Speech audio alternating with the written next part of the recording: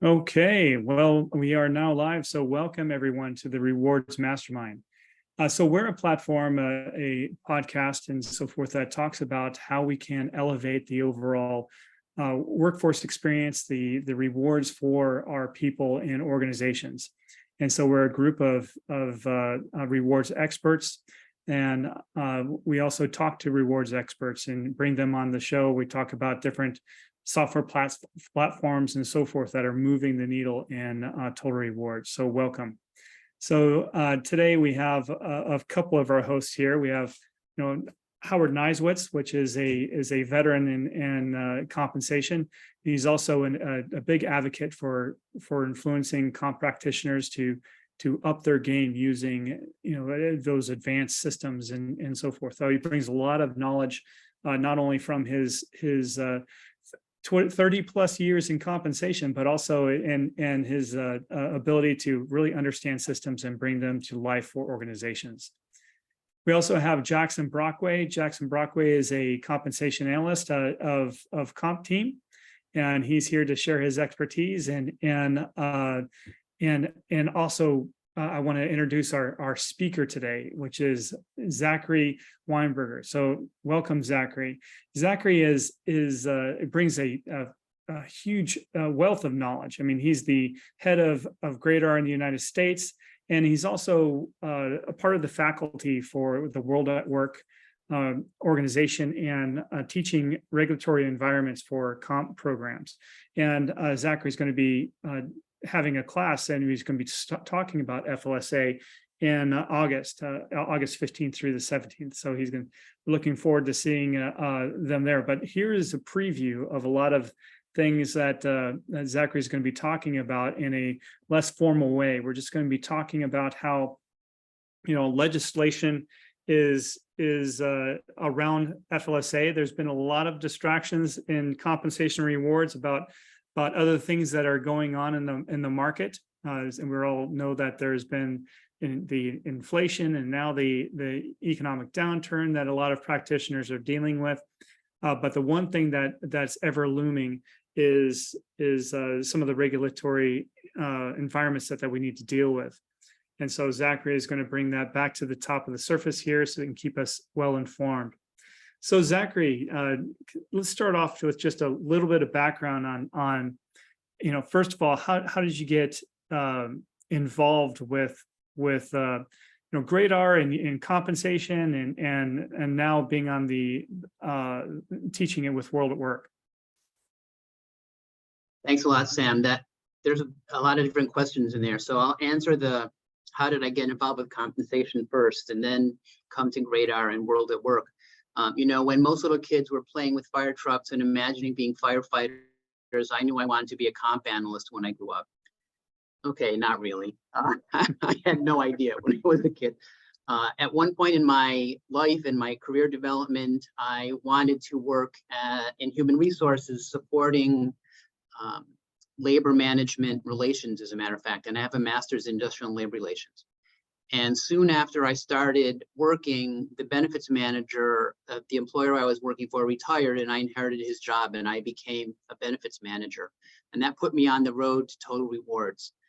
Soon after working as a benefits manager, which I did for a number of years, I was offered a job as a senior total compensation design consultant. And I quickly recommended a program that paid people based on the number of letters in their job title.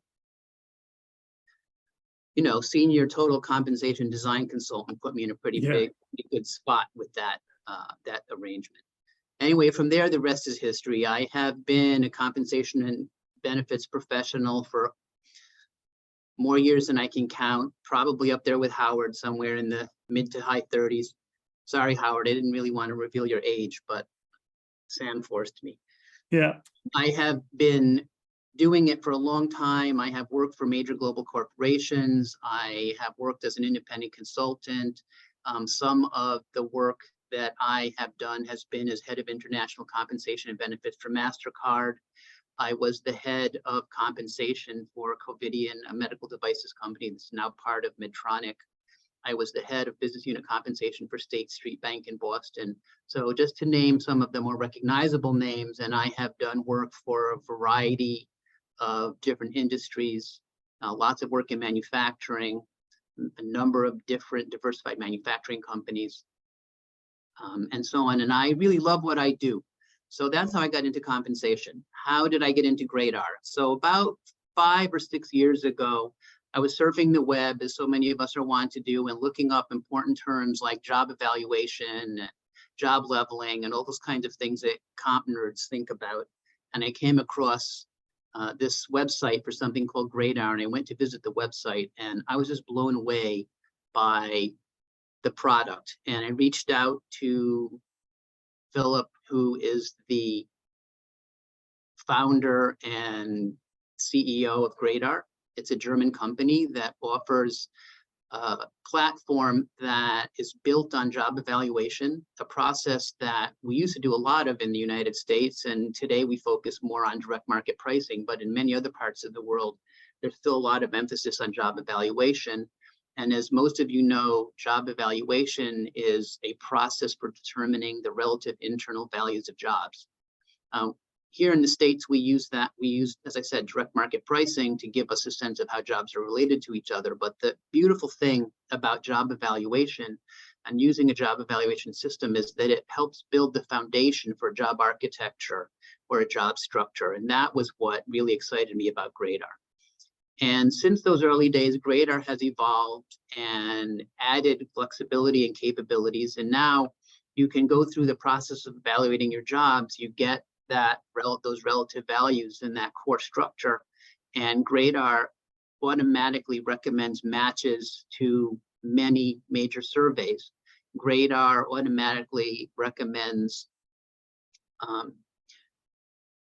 different parts of what you use to build job descriptions. And in fact, we're coming out in a couple of months with an automatic AI-powered job description generator based on the job evaluation characteristics that the individuals provided. The system also supports the development of pay structures if you add market data to the system. The system supports pay equity analytics. The system supports a whole host of job information activities that just make it a very powerful tool, and it's extraordinarily economical to use as well.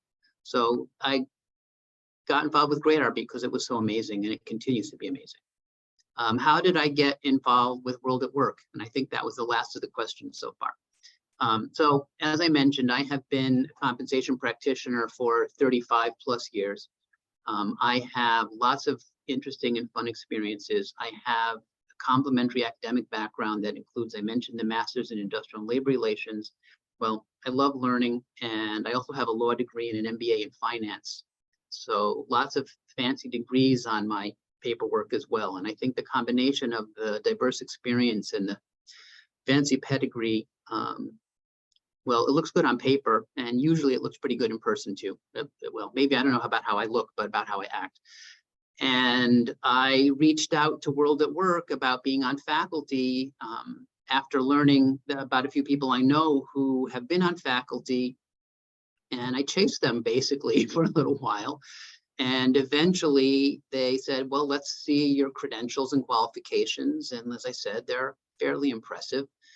And about a year ago, they said, great, we'll have you on faculty. And I started teaching for them fairly recently, although I shouldn't be admitting that. I'll tell you that when I co-taught a live course in Atlanta not too long ago, my co-teachers all said, don't tell anybody that this is the first time you're doing this. And at the end, they all said to me, nobody could tell that this was the first time you're doing this. Well, frankly, it was the first time I had been doing it for World at Work, but it wasn't the first time I had been in front of a classroom. I love giving back as well as learning, and I have worked as an adjunct and taught compensation in university as an adjunct at both the graduate and undergraduate level. I've taught a variety of management and HR courses in university. Of course, in my time in major corporations, we often find ourselves educating managers and doing training programs to help them understand the compensation programs. Every time you roll out a new incentive plan, you need to make sure all the managers that have to work with it understand it. And that's a very important part of what we do as compensation professionals, I think. And something that we were talking about this a little bit earlier, that we can do better. And that is to educate the people that we work with about what we do. I have always found that, I mean, this sounds like something out of an advert, right? That an educated consumer is much easier to work with. I would always rather work with somebody in the company I'm working for, or a client when I'm working as a consultant, who knows what they're doing, than someone who doesn't know what they're doing. So anyway, that's how I got onto World at Work faculty, basically by going after them and reminding them that I was here and waving my CV in their nose until they said, well, we'll give you a try. And it's been going great. And as Sam said, I'll be teaching the regulatory environment for compensation in August, the 15th, the 17th. I'm on the calendar to teach it again in September. And I'm excited about being able to give a little something back to the profession. Great. Well, thank you so much for doing that, Zachary. I mean, that's the whole purpose of what we do here on the Rewards Mastermind as well, is wanting to give back. So in all your experience that you've had around the regulatory environments and how things have evolved over time, and what are the biggest things that have changed recently in the environment and regulatory environments? I don't think that there are any huge recent changes. I think that if we go back, we see from the comp perspective, there's a lot of regulation around financial reporting that affects executive compensation. And we're not going to talk about that today, but that's probably the area that is most current in terms of recent regulation that affects people. If we look at the broad universe of regulation, I think it falls into a couple of categories. One of them is anti-discrimination laws, which we've seen evolve over time, starting with non-discrimination on the basis of sex, and then expanding and elaborating to non-discrimination on the basis of race, and non-discrimination on the basis of color and ethnic identity and religion and other kinds of things. And that has evolved over time. And the other area, and this is, I think, this is what we're gonna focus on in our conversation today, and that is the Fair Labor Standards Act, which was enacted first in 1938. We were talking earlier about how unimportant it is to memorize all these esoteric dates, but there's one for you. So a long time ago, and the FLSA has been amended a little bit, but not substantially. And it covers three primary areas. It covers minimum wage, it covers overtime requirements, and it covers child labor restrictions. And then within each of those, particularly within the area of overtime requirements, there's a lot of opportunity to get in trouble, and there's a lot of value in paying attention. So we're going to focus mostly on that, I think, today. But in terms of kind of broad overall legislative areas, it's those two. It's kind of the FLSA, Fair Labor Standards Act regulations affecting overtime that we need to pay attention to, and then a whole raft of regulations that focus on anti-discrimination laws. Well, let's briefly talk about the minimum wage piece, and then work our way into overall compliance. So can you take us through that journey there, Zachary?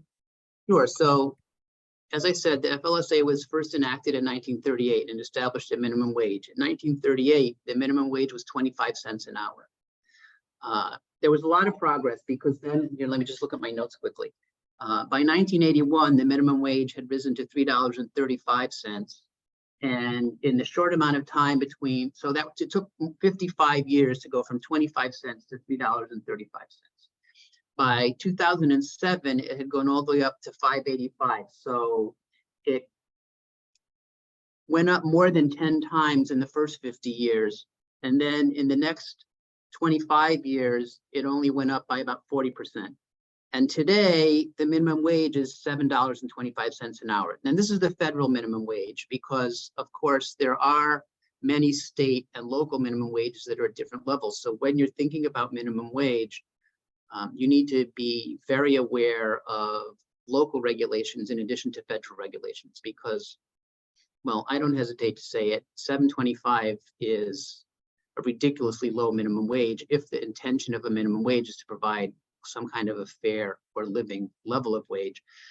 Those of us that believe in market economics, and we all see this a lot, it's likely that few or none of your employees are actually paid at the minimum wage.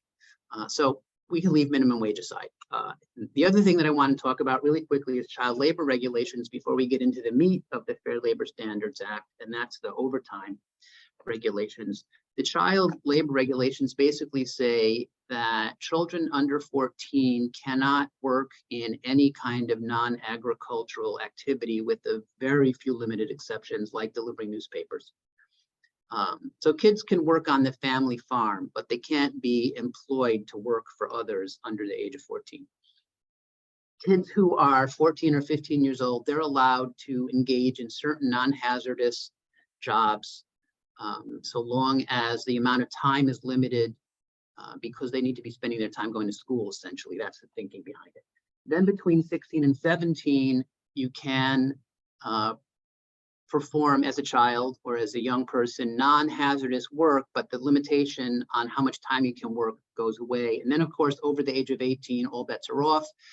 You're no longer a child, and you are now subject to working and doing whatever it is you're qualified to do. Do we have an opportunity to take questions or ask for questions? Because if anybody has questions about the minimum wage or child labor, maybe we can entertain those right now.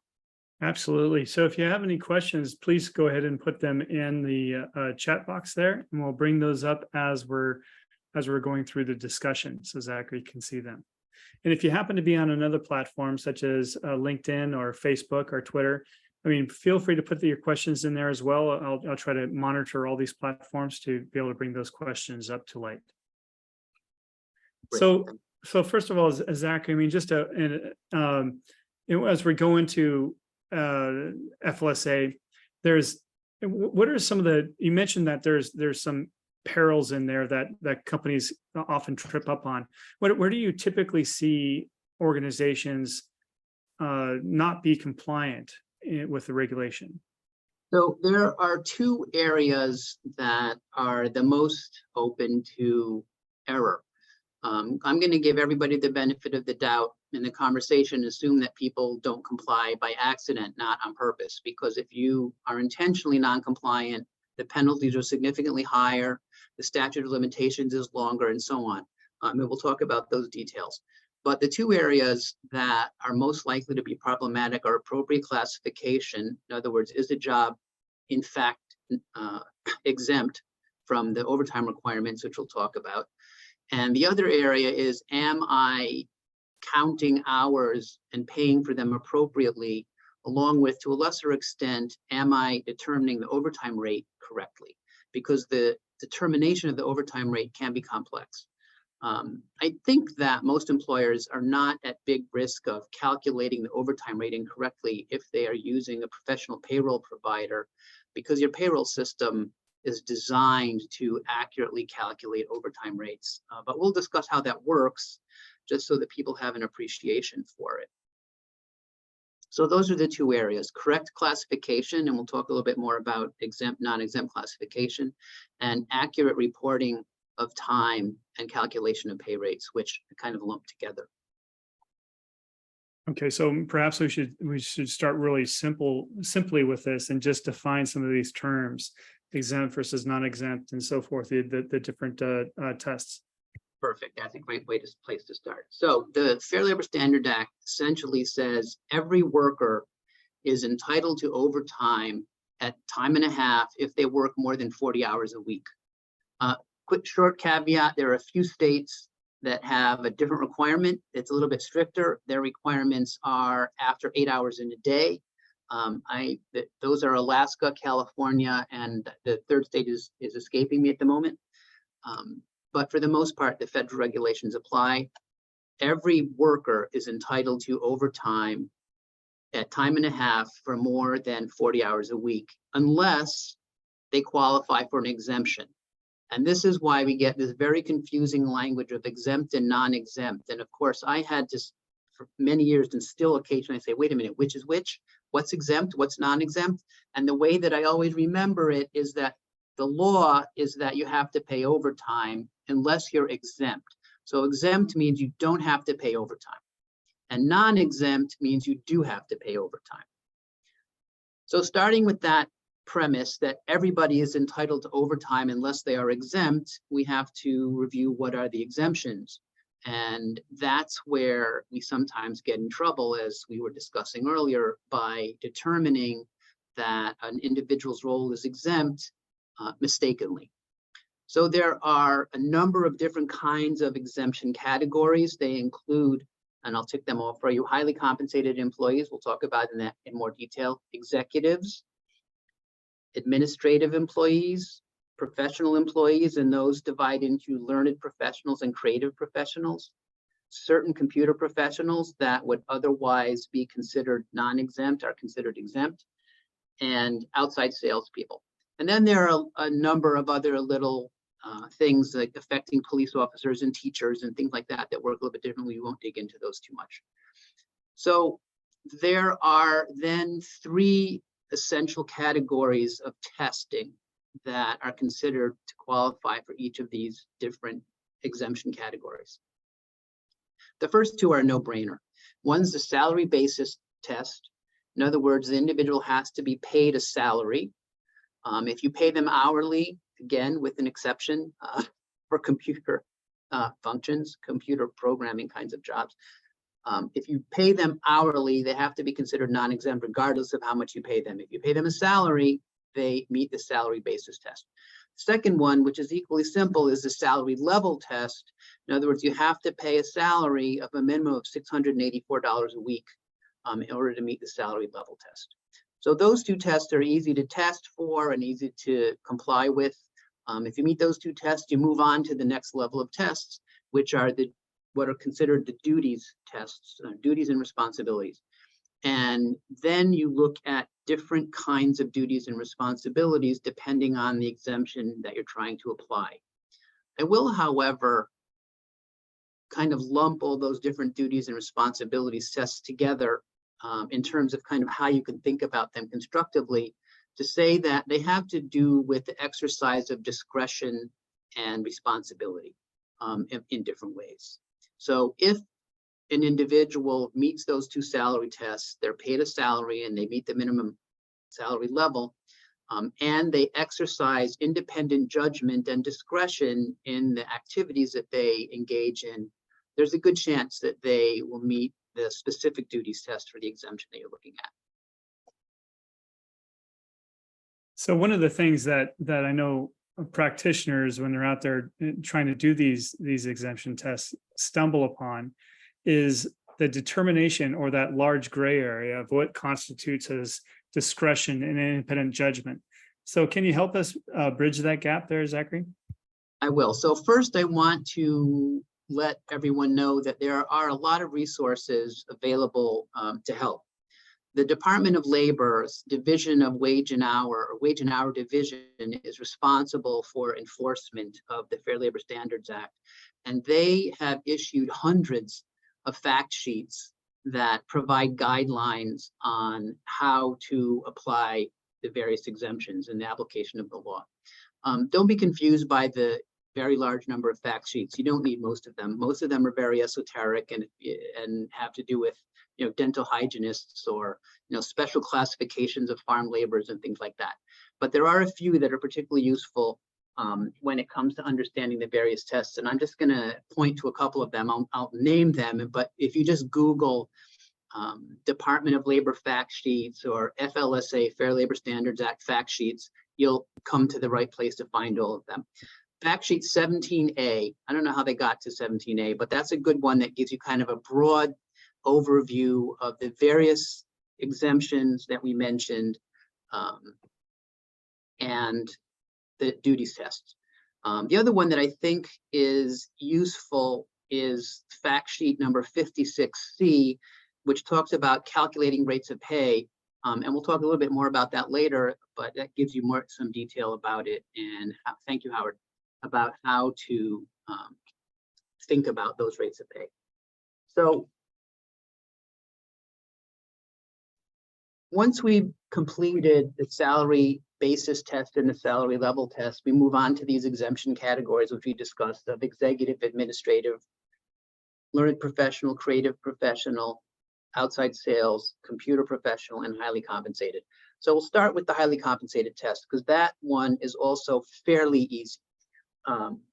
In order to qualify as a highly compensated individual, you have to meet a different salary level test. The salary level, I don't know where they get these numbers from.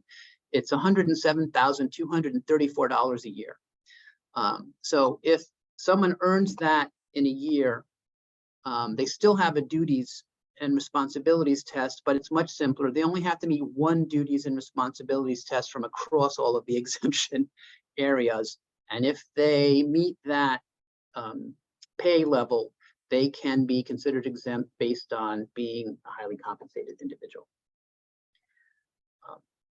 Next test is the executive duties test, and it's the executive exemption rather, and the duties test there, and duties are primary duties. So in other words, if somebody does or engages in one of the activities in a duties test once in a while, that's not good enough. It has to be their primary duty.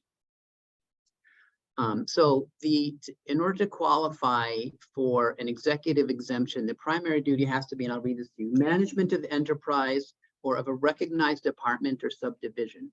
So it means basically that you are running some part of the show. You're truly an executive with broad executive responsibilities. The other parts of the duties test, and this one's a little bit easier to quantify, is that they have to regularly manage 2 or more individuals. This, in today's work world, managing other individuals can be a little bit complex, because we often have ad hoc responsibilities for management. We manage a team or a project group, but we don't have hiring and firing responsibility. So to be considered managing other individuals for purposes of these tests, you have to have that disciplinary responsibility. You have to be able to hire and fire and discipline an employee for bad behavior. It's not just about directing their day-to-day activities. Even if they're working on a project where you do that for several years, if you're not the decision maker about hiring and firing, that's not considered managing other people for purposes of the duties and responsibilities test. Interestingly, this is a whole area for good discussions in terms of compensation thinking and planning as well. What is it to be a manager? But we're not going to go there right now. Okay, so that's the executive test, the duties and responsibilities for an executive. You have to be an executive and you have to manage 2 or more individuals. The next test is the administrative duties test. Let me move this a little bit so I don't have to keep looking away. I can look more directly when I'm reading my notes. Is the administrative test. And the duties there is that, A, you have to be engaged in non-manual labor. So any kind of manual labor, no matter how much you pay them actually, is considered non-exempt. So blue collar workers, people that are working in the road or in the plant, on the line, even if they make $30 or $40 or $50 an hour, are still considered non-exempt. So they have to be engaged in office or non-manual work that's directly related to the management of the enterprise. They also have to exercise discretion in matters of significance. What does that mean? I don't know exactly what that means, but it's usually pretty easy to figure out that something is significant or insignificant. And the guidelines from the Department of Labor fact sheets will also give you a little bit more examples of what's considered matters of significance, but matters of significance generally tend to be things that have a big impact on revenue, whether or not the company is successful. They have to do with if they're in a development area, developing major products. So they have to have significant impact on the organization to be considered a matter of significance. So essentially, those are the administrative duties tests. So they have to be engaged in work related to management or general business operations, and they have to be exercising discretion and independent judgment in matters of significance. And that's the kind of key phrase that I was mentioning earlier that will help you understand pretty quickly if a job is exempt or non-exempt, is whether or not it exercises independent discretion and judgment in matters of significance. So let me give you an example of something that's not exercising independent judgment and discretion in matters of significance.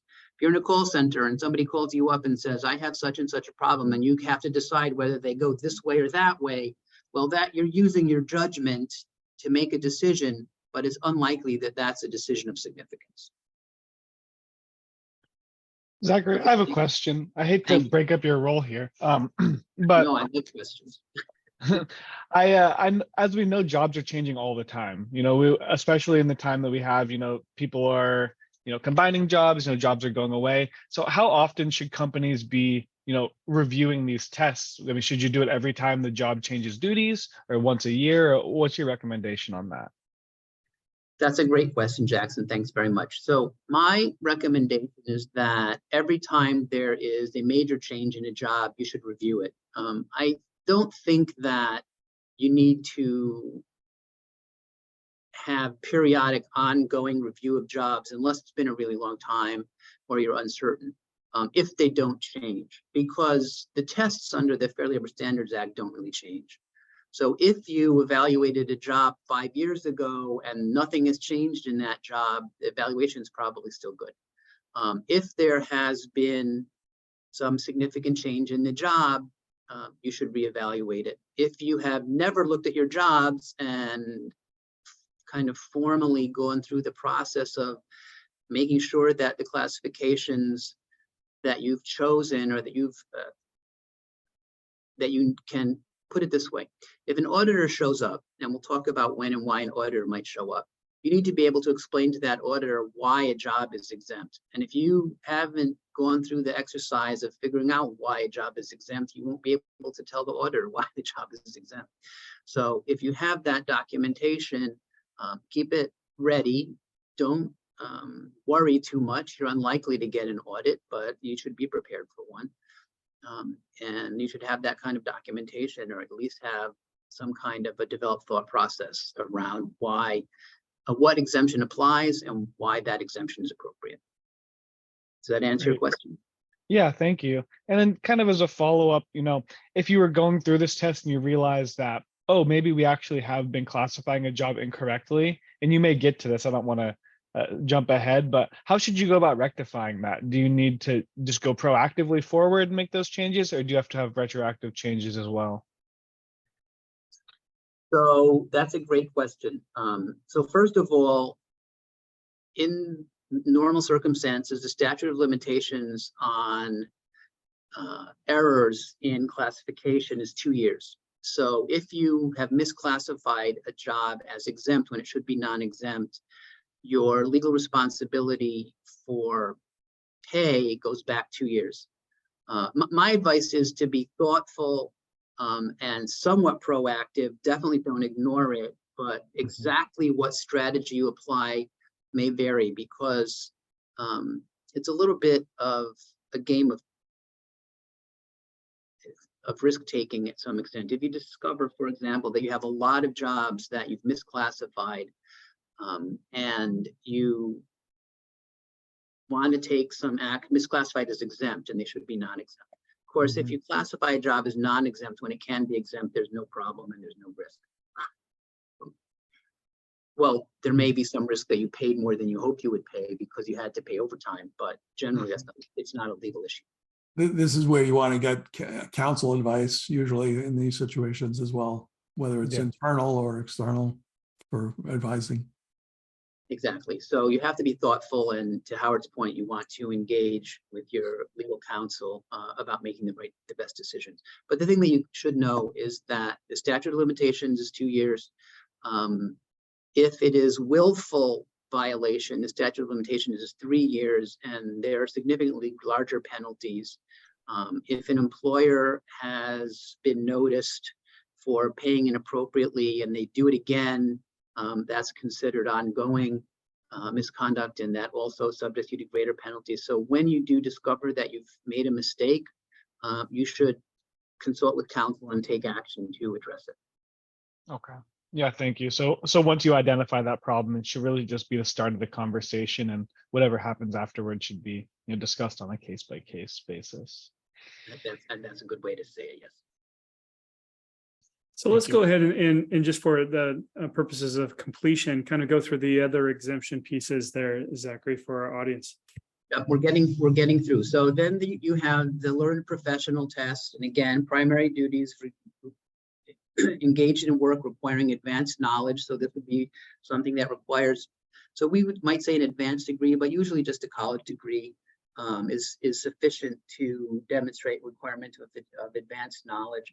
You have to remember, though, that the requirement needs to be bona fide. The position really needs to have a college degree in order for the person to be able to do it, to meet that part of the test. You can't just say, well, we need a college degree when in fact the duties and responsibilities associated with the job don't really need it.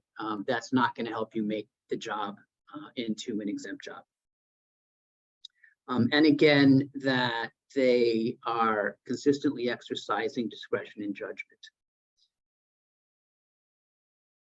We also have the creative professional test, which is a little bit easier to pass because it requires that the individual in the role be performing work requiring invention, imagination, originality, or talent in a recognized field of artistic endeavor. And I know that some of us may think some of the things we see are art, and some of us may think the same thing isn't really art. That's not the discussion here today. But someone that's creating in that kind of a situation could qualify for the creative professional. So my granddaughter's scribbles don't count? Well, your granddaughter is covered by the minimum the age limitation, so she's not working just yet. Okay. At least if she is working off the family farm, because I suppose she could be help picking vegetables or something like that. Okay, so computer employees. Now, Sam was asking earlier about new legislation. Computer employees in the life of the Fair Labor Standards Act is somewhat new. Although it goes back quite a few years at this point in time, but it was a later classification that was added because it was discovered that lots of computer employees were being treated as exempt when they were doing very mundane routine tasks and were not exercising independent judgment and discretion in decision making. However, they were added to meet the exemption qualification. And as we said, they also don't have to meet the salary level or salary basis test so long as they're paid. I think the number is somewhere around here, $27.62.5 an hour. You can pay them hourly and still meet the exemption requirements. We have outside sales. There is no minimum salary requirement for outside sales. These are people who can work on 100% commission, so it's up to them to pay themselves. And the duties test is that they are employed primarily for the purpose of regularly working away from the office. In other words, meeting with prospects and selling the product. You can qualify those as exempt. And those are our tests for exemption. Anyone that doesn't meet those exemptions is considered non-exempt, and you are obligated legally to pay them time and a half for time that they work over 40 hours a week. Let me just add one quick thing here. A lot of people think about double time at certain points of the work cycle. For some jobs, that is not a legal requirement. That is a decision or a choice that employers make in order to be competitive. So Zachary, let's just, before we go too far away from the outside sales one, I'd like to ask a question, because this is another area that I often have conversations with my clientele. They say about, well, we have a person that does outside sales, but they go home, they're making calls, from the home, and they're mostly doing, telesales. They're calling in their clients and so forth, and visiting them is less and less as we get into this modern age. So where does that fall in to the that outside sales profession exemption? No, that's a great question, Sam. And my inclination and recommendation is to be more conservative in how you apply the exemption tests rather than more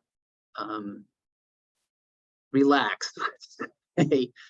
And if the person, particularly in today's world where so many of us work remotely, a salesperson who is sitting at home making lots of calls is equivalent to a salesperson who is sitting in the office making lots of calls. And that is probably not an outside salesperson. An outside salesperson has to be regularly on the road. If they're home a day or day and a half a week, making calls, following up, scheduling appointments, that's probably fine. But if it's a lot more than that, you really are taking an unnecessary risk, in my opinion, and classifying that as qualifying for the outside sales exemption. They really do have to be traveling to the customers as a primary part of their duties. Thanks. No, thanks for the question. So as we go into the next is compliance and going to do a review. So what is the typical steps that you recommend an organization take to prepare for a review of their jobs and for exemptions? Okay, so we're talking about being proactive before you have an audit, so that in the unhappy event that you get an audit, you're prepared. So I think the first step that I would recommend is to, in fact, organize your job descriptions. And even though I said earlier that the auditor is not going to be looking at your job descriptions, they're going to be interviewing people to ask them what their duties and responsibilities are in order to determine whether or not they legitimately meet the tests, the duties tests in particular. Start with your job descriptions. Make sure that they are relatively accurate. In other words, that people are doing, in fact, what is described in the job description, or vice versa, that the job description describes what the people are doing.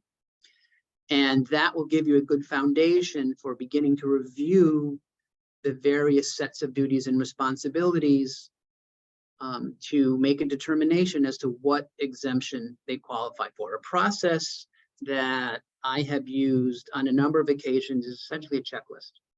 And we look at first at the job and then at each job holder to make sure that they in fact qualify.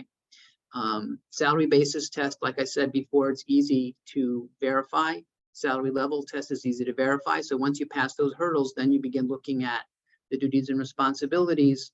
And with the checklist that we work with, we decide which exemption category is the most likely to apply, and then we will look at what are the duties and responsibilities and make a few notes about which of the duties and responsibilities demonstrate that this job does indeed meet the requirements for the test that we're looking at. One of the things that we often run into is we'll go back to a client and we'll say, look, we have looked at this job and we don't think that the way you've described the duties and responsibilities actually meets the test for exercise of independent judgment and discretion in decision making. Too much of what they do is bound by policy, rules, requirements, and so on and so forth. And sometimes people will be able to say to us, oh, we just wrote the job description badly, in which case we say, okay, go fix the job description and make sure the person's doing what you say. And sometimes they say, wow, we didn't realize that this job really was quite so narrow. I guess it's non-exempt. So it's really, so that's the primary way to do it, especially if you're using an outside party like our consulting firm or like CompTeam to help you do this analysis. They'll rely on job descriptions. The other way to approach it is to essentially use the same checklist and interview incumbents. And if you're a very small organization, that's a reasonable approach. If you're a very large organization, that gets to be awfully cumbersome. Does that answer the question? It does. Thank you. I remember someone interviewing someone and they said, well, the person has 10 years of experience. It goes, they could have, 50 years of experience. It's based on what they're doing. not how many years they've been doing it. So here's another point that we discussed, I think, before we got started, and that was the notion that it's possible for two people who have the same job title to actually be doing jobs that are different enough that one of them does in fact meet the requirements to qualify for the exemption and the other one does not. A simple example might be the executive exemption, where they're both at a high level in the organization. They are like a sub-manager or like a director level, let's just say, where they're not managing the entire area of responsibility, but a part of it. And one of them has 2 or more direct reports that they're truly responsible for, and the other doesn't have any direct reports at all. It's possible that that person, unless they qualify for the highly compensated exemption, could be non-exempt. Just something to be thoughtful about, to make sure that you have done that review and feel that you can, in good faith, tell an auditor, this is why we believe this job is exempt. Great. Well, thank you, Zachary. So I know we are definitely coming to the top of the hour. What are the other things that we need our listeners to understand before we depart today? So I think there are 2 other areas we want to touch on briefly. One is properly counting the hours that a non-exempt employee is paid for. So in other words, travel time in some situations needs to be compensated, especially if someone's on a business trip, and non-exempt employees do go on business trips occasionally. There's an interesting concept here. We have what we call employees who are on standby and employees who are on call. And there's an important distinction. Employees who are on standby, we consider them working to be engaged. Engaged to be working. In other words, you are hiring them, they're on standby, they have to be there to be available. An example that's easy to wrap your mind around is a firefighter sitting in the firehouse waiting for the alarm to go off. The same thing could be said of a monitor in the factory who's sitting in the factory with their feet up, reading a novel, waiting for the alarm bell to go so they can go and make sure the machine is okay. That person is on standby. They're waiting in order to be able to go and do the job. The other is a person that's on call, and they have to be available to take a call and then respond to it. But while they're waiting, they could be having a barbecue in their backyard, or they could be going shopping, they could be doing whatever they want. In that first example, that person who's sitting around in case the bell goes off, that person is working and they have to be paid. In the case of the person who is available and waiting for the phone to ring, that person is not considered working until the phone rings, at which point you have to pay them. Now, a lot of employers do provide some level of on-call pay, but that's not a legal requirement. You don't have to pay them until they start working, at least under the Fair Labor Standards Act. So that's the first thing. In other words, understanding what hours are the appropriate hours of work. And the language is essentially that all hours worked must be paid. What's considered an hour worked, sometimes we get in a little bit of trouble around those things when it has to do with this kind of on-call stuff, and it has to do with things like when you require an employee to go to a training program or when an employee is traveling. The other is how you calculate overtime.